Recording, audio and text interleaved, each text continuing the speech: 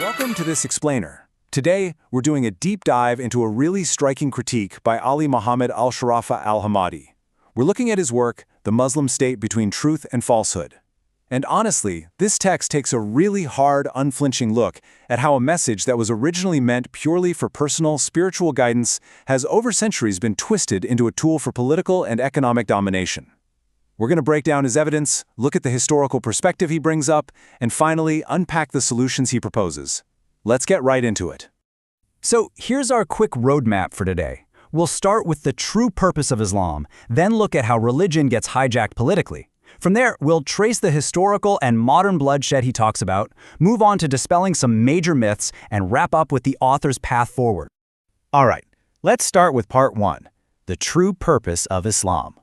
We need to begin by examining how Al-Hammadi actually defines the absolute core, the uncorrupted foundation of the faith. According to the text, the divine curriculum brought by the prophets was always meant to build righteous individuals, not some giant state structure. He presents Islam as this incredibly direct, highly individual relationship with God. There are no middlemen here, no spiritual brokers holding the door open for you. The whole goal is personal morality. Because, as the book outlines, when an individual becomes righteous, merciful, and just, well, that naturally creates a stable, cooperative society where people can actually live in peace. It's a bottom-up approach, really. And to really anchor this point, Al-Hammadi points to a specific verse from the Quran, Al-Qasas, verse 77. It basically says to seek the hereafter, but without causing corruption on earth, because God doesn't like corruptors. The text highlights how this shows a divine focus on personal balance, right? You secure your place in the hereafter, sure, but you don't neglect your life here, and you absolutely do not cause societal corruption. For the author, this perfectly frames his ideal vision of the faith. It's a clear mandate for peace and good conduct, not a mandate for political conquest. Which brings us to part 2, the political hijacking of religion. Let's see how things got so off track, according to his core critique of human interference. The author draws this really stark contrast here between the true spiritual message and the modern, weaponized forms we see today. He notes how ambitious leaders have historically twisted the faith just to grab power. But it's not just politics. He also takes a hard swing at economic exploitation. For example, he criticizes slapping the word Islamic onto things like banks or corporations. He argues that this is literally just a marketing tactic. It's designed to exploit people's religious sentiments to get more customers and boost profits, completely detached from the actual spiritual intent of the faith. And this leads to a massive historical re-evaluation. Al-Hammadi directly challenges the historical reverence for the Caliphate. He argues that political leaders, backed up by hypocritical clerics who bend the rules of what's lawful just to please the rulers, have essentially sold the masses a completely false narrative. According to his critique, they took raw political ambition, dressed it up in religious clothing, and made it totally immune to criticism. So the crucial point here is that he completely strips the Caliphate of its sacred aura. He defines it as nothing more than a historical, human-invented political tool for administration. In its worldly nature, it's really no different than a monarchy or a republic. He insists it is entirely separate from divine legislation. Because it's an invention of men, it's inherently flawed, it's driven by earthly ambitions, and it possesses absolutely no inherent religious superiority, which is of course a huge departure from how it's usually been promoted throughout history. Moving on to part 3, historical and modern bloodshed. Let's look at the real-world consequences of mixing that political ambition with religious rhetoric. The text traces this clear and frankly tragic, unbroken line of violence. It starts way back with the Umayyad and Abbasid empires. The author notes that even though they ruled under the banner of an Islamic caliphate, they committed horrific crimes, literally fighting and killing their own brothers for power and wealth. And this sectarian struggle basically fractured the region for centuries. Tragically, he draws a direct line from that historical violence, straight to modern extremist groups like ISIS, Al-Qaeda, and the Muslim Brotherhood, who just continue this legacy of bloodshed under a fake religious guise.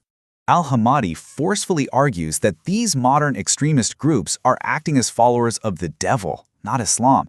I mean, think about it. They shout these slogans of faith, right? But their actual actions, killing innocents, displacing populations, blowing themselves up among peaceful civilians, violating the rights of women and children, all of that fundamentally contradicts the Quranic calls for mercy, justice, and the absolute sanctity of human life.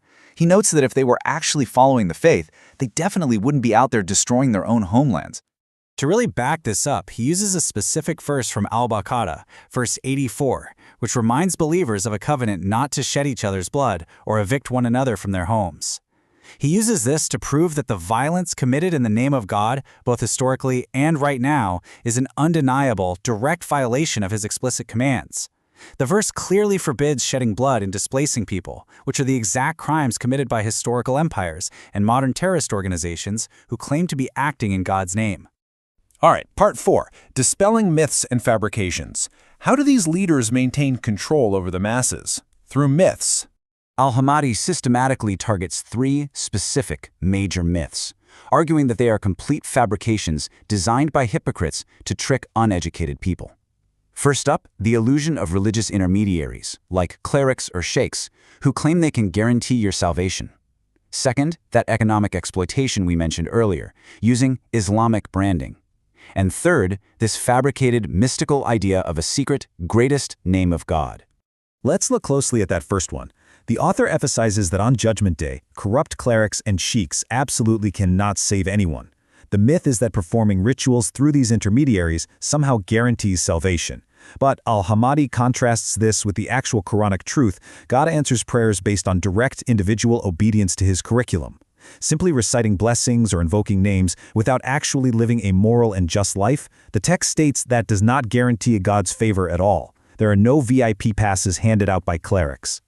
And then there's the greatest name of God myth, by citing Al-Isra verse 110, which says to call upon Allah by any of his best names. The article completely dismantles the idea of a single, secret name used by charlatans to exploit gullible people. The author reinforces that God is entirely accessible without any of this mystical gatekeeping. All of his names are beautiful.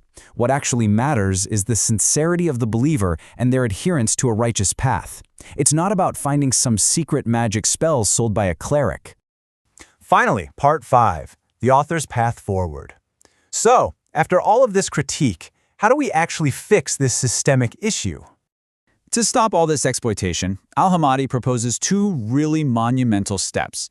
First, he calls for a strict legal separation. He wants a law enacted that outright bans the use of the word Islam for political parties, state naming, or economic institutions. He argues this is absolutely crucial to protect the sacredness of the faith from human greed. Second, he advocates for entirely stripping away centuries of fabricated narratives, forged traditions, and clerical overreach. He demands a complete return to the Quran as the one and only reference and guide for the faith. So, as we wrap up this explainer on Al-Hammadi's work, I want to leave you with a really provocative question to think about. If that first proposed step were actually taken, if the political and economic use of religion were completely banned by law, how would that reshape the social and political future of the Middle East? It's a massive question about finally separating divine ideals from human ambitions, and it definitely gives us a lot to chew on. Thanks so much for joining us as we unpack this compelling text. Keep asking questions, and we'll see you in the next مؤسسة رسالة السلام العالمية، رسالة إنسانية لعالم أكثر سلاماً.